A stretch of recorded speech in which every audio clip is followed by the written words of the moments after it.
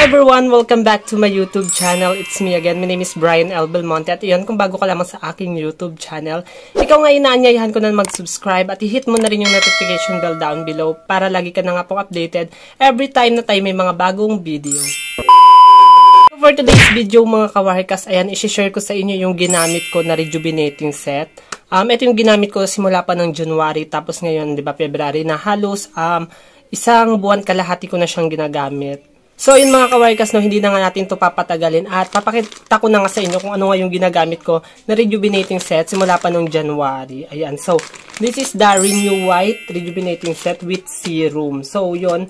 Actually, mga kawarkas, ito is galing lang siya sa tita ko. Binigay siya ng tita ko sa mama ko. Tapos, nakita ko siya na ginagamit ng mama ko. Tapos, ayun, nakigamit na rin tayo, syempre. Kung ano yung ginagamit ng nanay natin, gamitin na rin natin. Ginamit ko na rin siya, tapos tinry ko na rin siya. So, ayun mga kawarkas, mabibili nyo nga pala to sa mga online store, katulad ng Shopee and Lazada. So, yun mga kawarkas, no, from the term na pangalan nila na Renew White. So, mapapaisip tayo kaagad, diba? Parang sasabihin natin na panibagong puti ba or puputi ba ako dyan or kikinis ba ako dyan kasi nga Renew White yung pinakapangalan nila. So syempre 'di ba sa mga pangalan minsan ng product is kinakabit siya kung ano ba yung kiniklaim niya, katulad ng Peri Skin, ayan. So kaya siya tinawag na Peri Skin yung product na to kasi nga mabibigyan daw nga tayo ng parang pairing balat, ganyan sa mga parang pairing skin. So sa Brilliant Skin naman 'di ba, although sa marami talagang hiyang dito, tinawag siya na Brilliant Skin kasi nga ang ganda ng effect niya sa skin natin. So nakaka-glass skin talaga siya, kaya siya tinawag na Brilliant Skin. So, dito naman mga kawarkas sa ating Renew White. So, pinopokus niya siguro is yung white. Pero mamaya, sasabihin ko sa inyo kung ano yung mga naging review ko rito, kung ano ba yung mga experiences ko nung gumagamit ako ng Renew White. So, yun mga kawarkas, no, sa packaging pala ng Renew White, sobrang simple lang. Makikita nyo dito yung how to use, kung paano nga siya ginagamit. Which is maganda siya kasi may guide siya kung paano nga natin siya gagamitin. Tapos, nakalagay din dito yung mga indications. Ayan, Kylish ba yung pagbigkas dyan or hindi ko alam, huwag nyo akong i-judge kung mali ako. Pero ayun, Kylish Renew White Mild Set. So, mild lang siya, then whitening, anti-aging, and anti-acne. Designed to achieve a brighter and younger looking skin. It helps to diminish imperfections by gently peeling away the skin top layers. So, ayun, parang pinapaganda niya nga yung layers ng ating skin. Kawarkas, no, may precautions din siya. So, para alam natin kung magiging hiyang ba sa atin yung isang products or magiging sensitive ba yung kalalabasan nito. So, yun mga kamarkas, meron din siya ditong storage condition kung saan lang dapat natin siyang ilagay. Yung sabon niya nga pala, hindi ko na sa inyo mapapakita kasi ba naman, naubos na mga kamarkas. Mas nauna pa yung sabon kaysa sa toner, sa cream, ayan, sa serum. Kasi nga, nakalagay kasi siya sa CR namin. So, ayun, pagka nauubos siya kasi nga, ginagamit namin siya sa katawan din, ganun. So, ayun, nauubos talaga siya, mas nauna siyang naubos. Pero yung sabon nito mga kawarkas is color pink siya.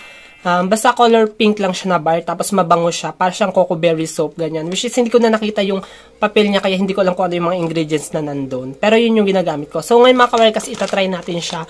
Pakita ko sa inyo kung paano ko siya ina-apply sa aking skin. So, ayun mga kawarkas, no, unahin natin yung toner. Siyempre, kapag sa rejuvenating set, lagi naman talaga nauna yung toner. Pagkatapos ng sabon, siyempre, pinakauna talaga niya yung sabon. Tapos, kapag gagamit na tayo nito, is yung kanila ng toner. So, yun mga kawarkas, yung sa toner niya, kung makikita nyo lang siya in person, ayan, color pink siya. Ayan, may pagka-pink siya, tapos, ang bango niya, as in, strawberry yung amoy niya. Pag naglalagay ako ng toner sa cotton natin, is ganyan lang siya. Dinadrop ko lang siya. Ayan, mga 5 drops, pero parang lagpas na siya sa 5 drops. Ayan, pero ganyan lang siya, alin hindi siya makita. Ayan. Yun lang siya karami mga kawarkas ha, pag naglalagay kayo ng toner sa inyong cotton. Tapos kapag mag-apply na kayo ng toner sa inyong face, sa inyong skin, ganyan. So, wag nyo siyang irarab na pa ganyan. Ano nyo lang siya, itap-tap nyo lang siya kasi nga para hindi siya nagsasag. Then, hindi rin siya nagkakaroon ng mga irritations na pamumula or masyadong paghapdi. So, ayun, ganyan siya mga kawarkas pag nag-apply ako ng toner. Is tap-tap lang talaga siya, as in literal na tap-tap lang siya. Para nga hindi siya ma-irritate or hindi mag-irritasyon yung ating skin, yung ating balat. So, yun mga kawarkas, ano ba yung claim ng toner na ito? Ang sabi dito is whiten skin daw siya, tighten pores, dry pimples, fast, deep cleansing, remove dark spot, and balance the skin. Yun, so binabalance niya yung skin natin, then binuburin niya nga yung mga pores, and yung mga dark spot natin. Tapos kagandahan pala sa kanya mga kawarkas is sa toner nila is meron nga siyang niacinamide. Which is yung niacinamide mga kawarkas is maganda talaga siya sa balat natin kasi yung niacinamide is tumutulong siya na ma-enhance or ma-boost pa yung collagen yung collagen ng ating yung mga balat. So ayun, maganda talaga siya.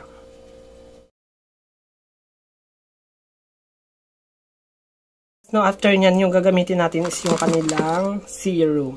Ayan, so makita nyo yung serum nila is ganyan. So may nakalagay sa serum nila mga kawarkas na Sakura Glass Skin Facial Serum. So yun mga kawarkas, that time nga na ginagamit ko siya is legit talaga na nakaka-glass skin siya. Hindi man totally sobrang kinis mo, pero ayun nga, nakaka-remove siya ng mga pores natin. Then talagang nasasaraduhan niya yung mga pores natin. Tutulungan niya para mag-close. So ayun mga kawarkas, yung itsura niya is ganyan. Kulay pink siya. So para siyang may mga bits. Yung parang mabuhangin na ano, mafe-feel nyo. Ewan ko lang kung sa akin lang to ha, or sa mga iba rin na gumagamit nito. Ayan. So yan, kapag na-apply ko siya sa skin ko, ganyan siya. Dinadrop ko siya sa aking palad, sa palm. Kung yung iba parang pinapatak-patak siya rito. Ganyan. Ako hindi. Dinadrop ko siya sa palad ko. Then, saka ko siya gaganyanin. Ayan. Tapos tap-tap lang din.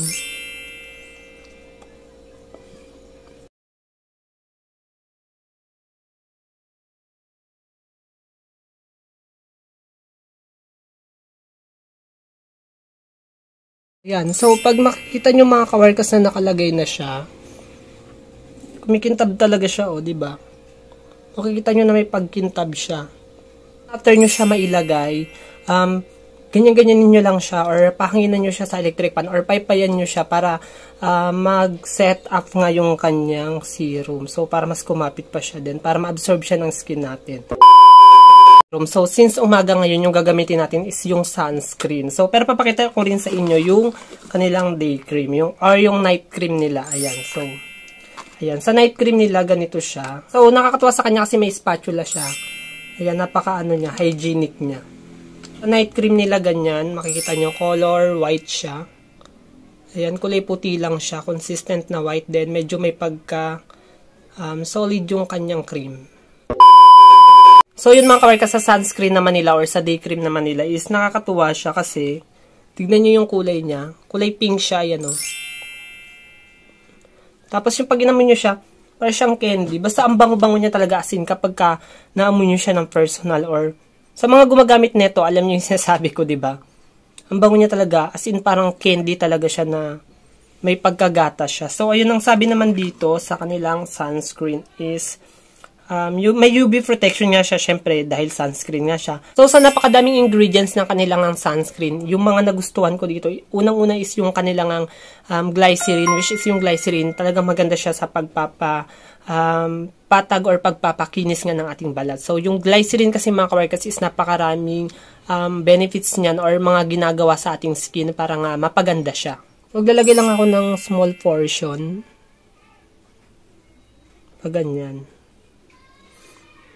Tapos, ayan, syempre maglalagay kayo sa liig nyo, ha. Huwag nyo kakalimutan yan palagi.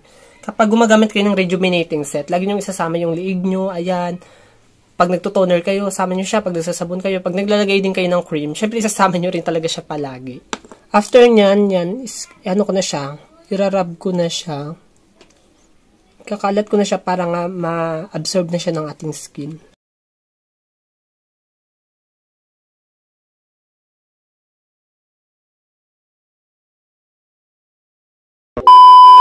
Ayan, after nga natin siyang malagay or ganyan na magiging kanyang texture. Ayan, so makita nyo naman, diba? So, nagkakaroon siya ng extra whitening.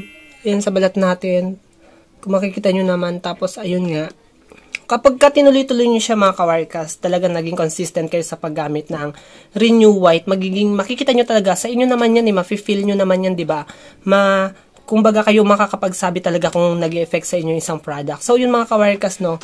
Yun lang naman yung mga naging review ko dito sa Renew White. Talagang maganda talaga siya. Naging maganda yung effect niya sa akin. Then, syempre, kapag ka, mahapdi talaga siya. Syempre, natural siya sa mga rejuvenating set na mahapdi talaga siya. Pero, kung nagkakaroon na kayo ng mga irritations dito, mga pangangati or sobrang pamumula or sobrang hapde niyan, mas mainam siguro na ihinto nyo na siya or tigil nyo na siya para hindi rin ma-damage yung inyong skin. Kawarkas, no, alam kong napakarami talaga ngayon na magagandang rejuvenating set na nagagawa or na puproduce, ganyan. So, pero yung Renew White talaga, isa talaga sa mga nagustuhan ko.